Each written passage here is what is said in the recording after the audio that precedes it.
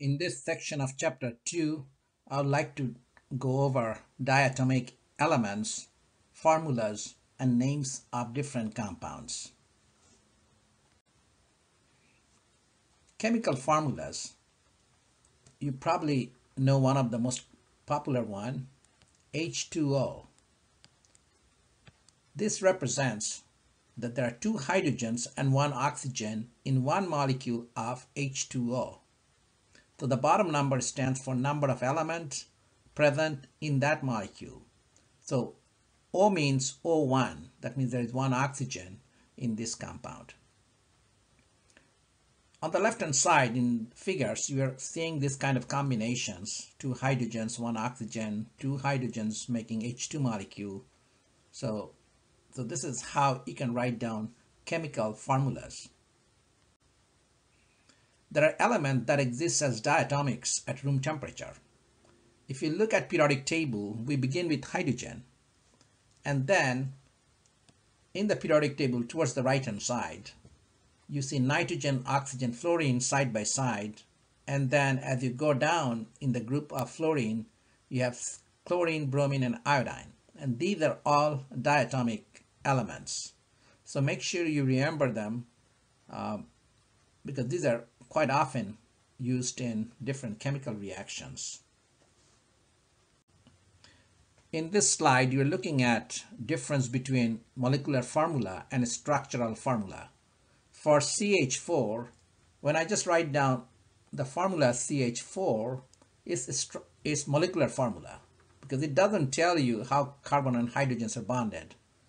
On the other hand, if I draw explicitly this kind of bonding between carbon and hydrogen, then that becomes a structural formula. So make sure you understand the difference between these two. Now, in writing a formula or naming a compound, keep something in mind. Group 1A elements get normally +1, group 2A gets +2, 3A gets +3. Beyond group 4, you subtract 8 from the group number. So 5 minus 8 gives -3, 6 minus 8 gives -2, 7 minus 8 gives -1. So just to explain that to you, that how we can apply this knowledge, look for magnesium. That's in group 2A. So that's why it would get +2, as we mentioned. Cl is group 7A. I'm sorry, this 7A is the bottom, or the very bottom one. 7A, so that has -1, and that's why we got Cl -1. So without memorizing these oxidation numbers, just by looking at the location of elements in periodic table, you can predict what kind of charge it's going to have. So once you write down the charges on the top, then you just switch them. So let me show you. Mg is +2, Cl is -1, and then forget about pluses and minuses. So let's knock off pluses and minuses. And then these two would go down on the other side, and this one would come down. So you basically get Mg1Cl2, and we don't write down 1, so it's basically be MgCl2. So this is how you can write down formula of a compound once you know the plus and minus charges on elements. Here is the periodic table. Here we are showing you the charges. Remember, I mentioned that group 1A gets +1. You can see each element in the group 1 gets +1. And then group 2A gets +2. And transition elements can have different charges. That's why we didn't write down any specific charge. Same is the case with 4A elements. That's why we didn't include that. But 3A gets +3, and beyond 4, you subtract 8. So 5 minus 8 gives you -3. So nitrogen is -3. So all these,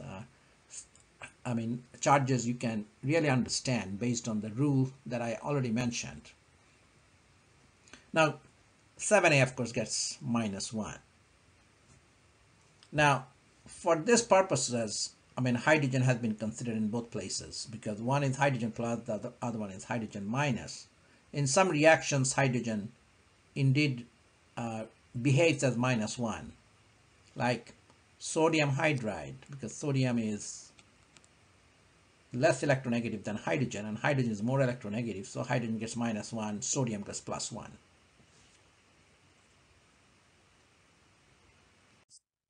Let's apply the rule that I have just mentioned on another compound. Mg is picked from left hand side of periodic table and from group 2A, that's why it gets +2, so you can see +2 on Mg. The nitrogens from group 5A, so it's a 5 minus 8, that gives 3 minus. Now next you forget about pluses and minuses, then switch those numbers. So number from top of magnesium goes to the bottom of nitrogen, and number from top of nitrogen goes to the bottom of magnesium. So and forget about pluses and minuses. So that's how you get Mg3N2.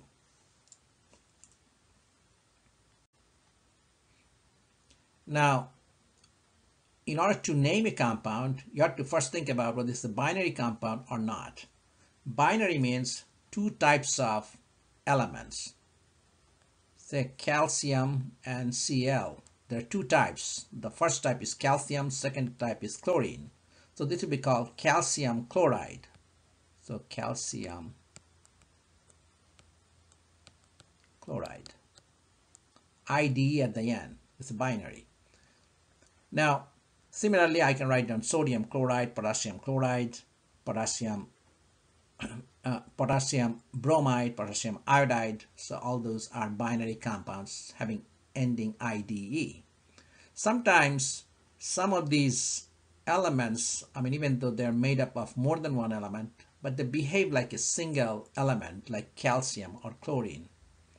One such example is ammonium ion, NH4+. It behaves as if it's a single element like sodium or calcium. So this is called ammonium ion. Let me write down that.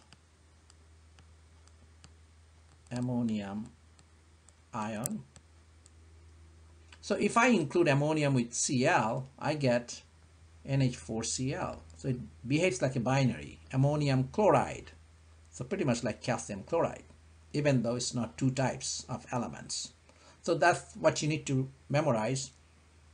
Similarly, Cn- is called cyanide ion.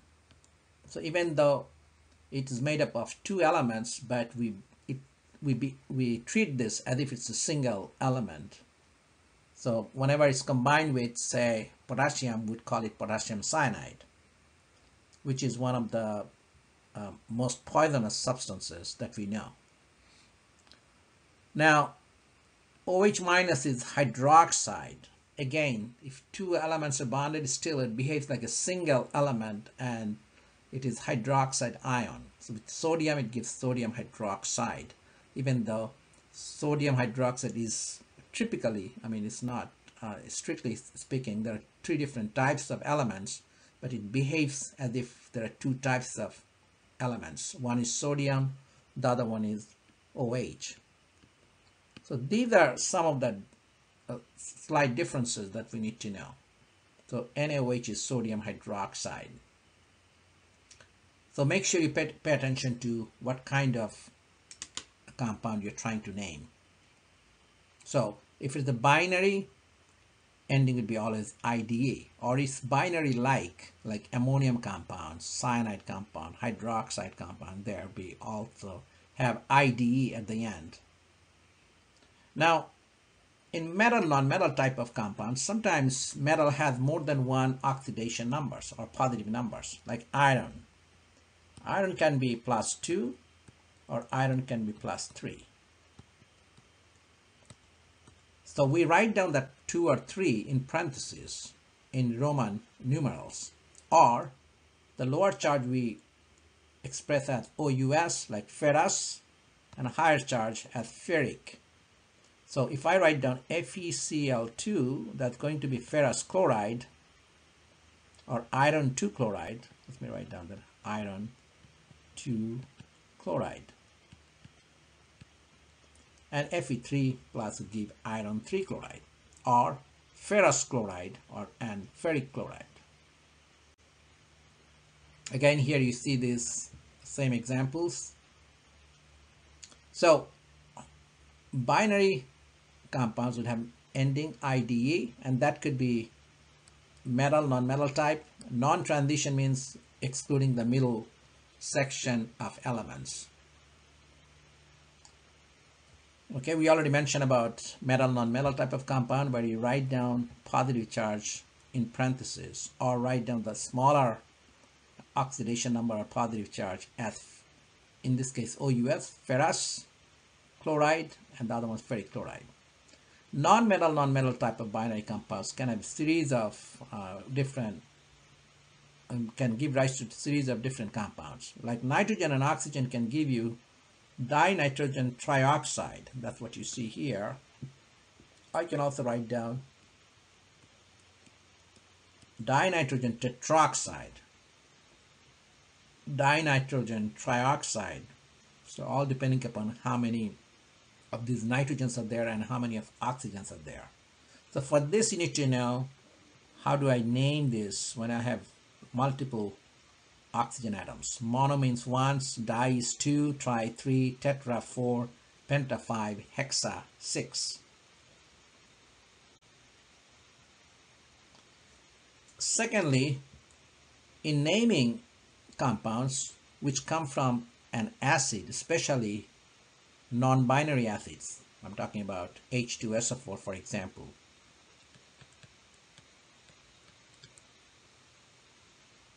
H2SO4 is an acid and is called sulfuric acid, IC acid. Whenever you get any kind of ion or compound from IC acid, ending is going to be 8.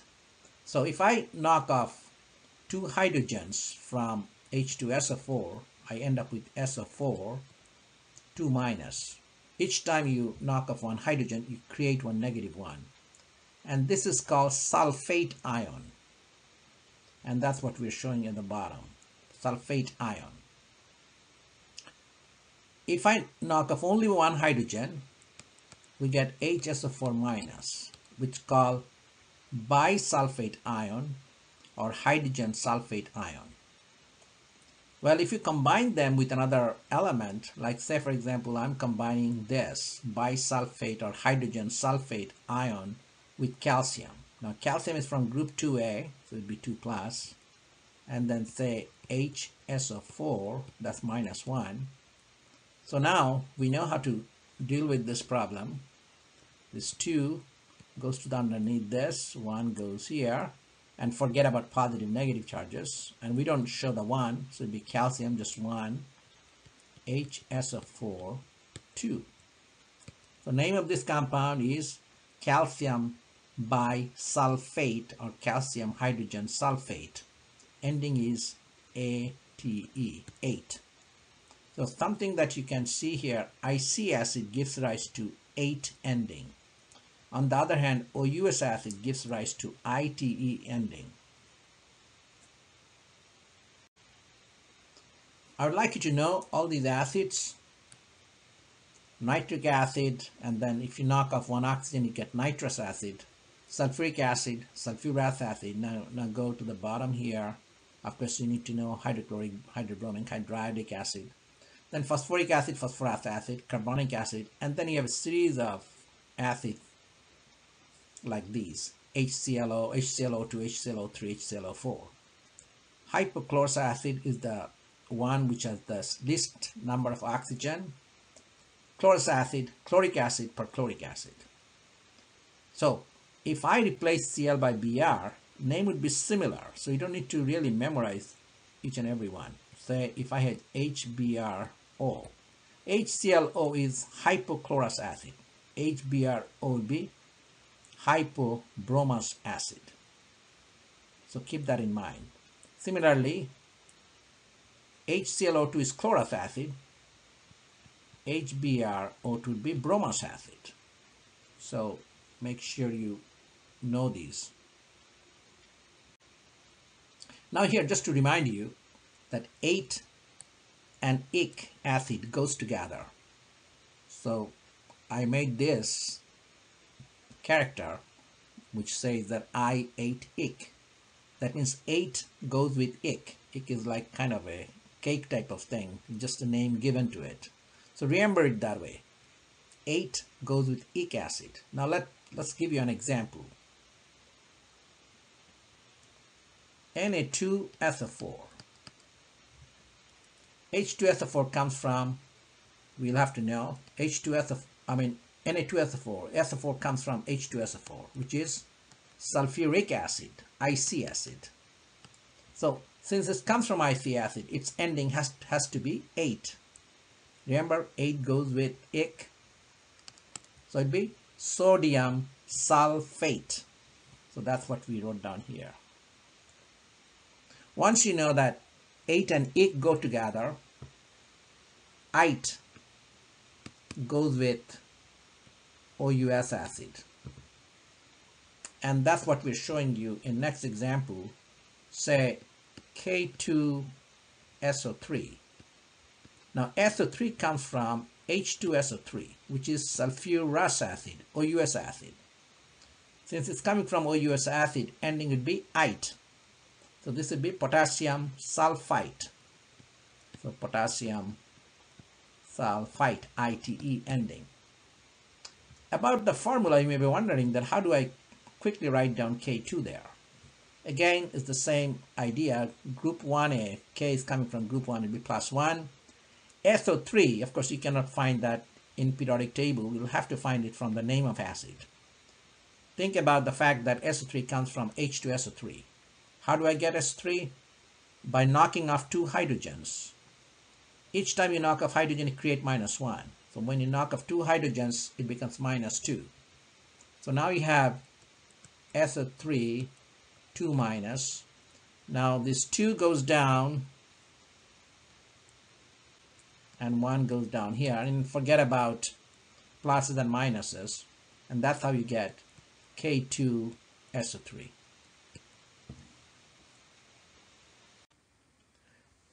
Now here is pretty much a review of what I just mentioned to you. NO2 minus comes from nitrous acid by knocking off 1 hydrogen. So your original acid was HNO2. That's nitrous acid.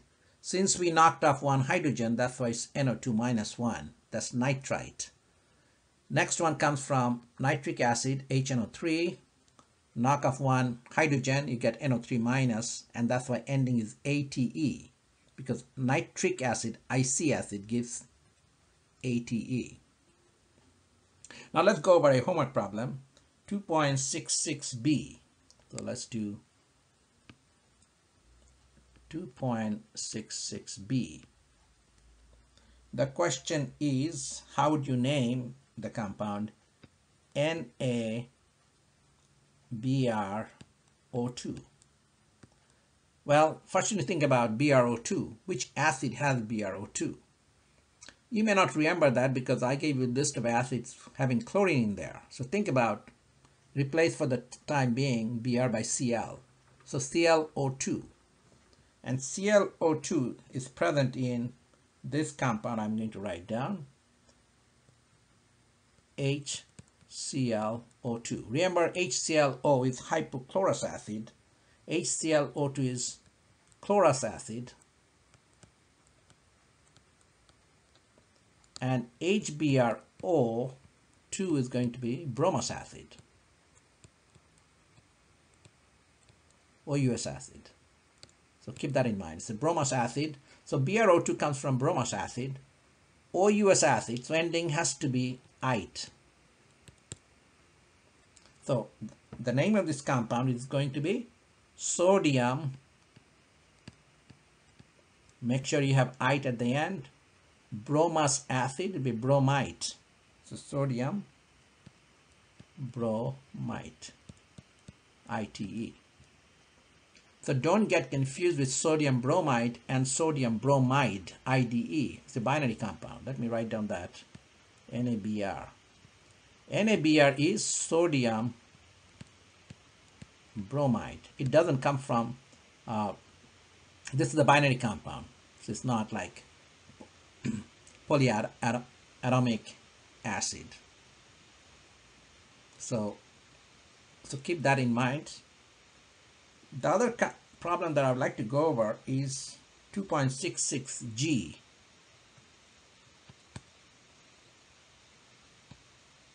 NH4 2 ether3.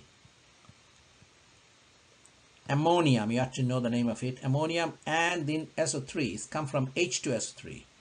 H2SO3 is sulfurous acid, so SO3 is sulfite ion. So it'd be ammonium, I'm not writing down the whole thing, sulfite, ITE. This slide shows non-metal type of binary compounds, like both nitrogen and oxygen are nonmetals, and they can give series of compounds. In this kind of compounds, you write down the number of each of these elements present in the compound. So dinitrogen, di means 2 nitrogen, penta means 5, so it's pentoxide. Similarly, I can write down dinitrogen tetroxide. And keep also in mind that carbon monoxide for 1 oxygen, carbon dioxide with 2 oxygen. So be careful when you name this kind of compounds. Now we'll write down organic molecules and their names. Neutral organic molecules with carbon would have 4 bonds around each carbon, and hydrogen can have only 1 bond. So with that in mind, we can quickly write down a structural formula of organic compounds. For example, if you know if the formula is CH4, I can quickly write down, knowing the fact that carbon must have 4 bonds, and this is CH4. Ethane is C2H6. So what I would do, I'd first write down 2 carbons, because these are all organic molecules, and then distribute 6 hydrogens evenly around each carbon. So that's how we get CH3 and CH3. And you're also done. And name of this compound, the first one is methane, ethane, propane, butane, pentane, hexane. Towards the end, it'd be easier because penta means 5. So 5 carbon would give pentane. 6 would give hexane.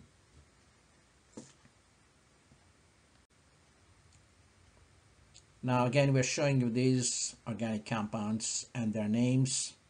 So make sure you know at least first a few organic compounds. These are called alkanes. Now if I have OH attached, OH is alcohol group, COH represents alcohol group. So it's called methanol. So methane, E is dropped now. Similarly, ethanol, propanol, butanol, pentanol, hexanol.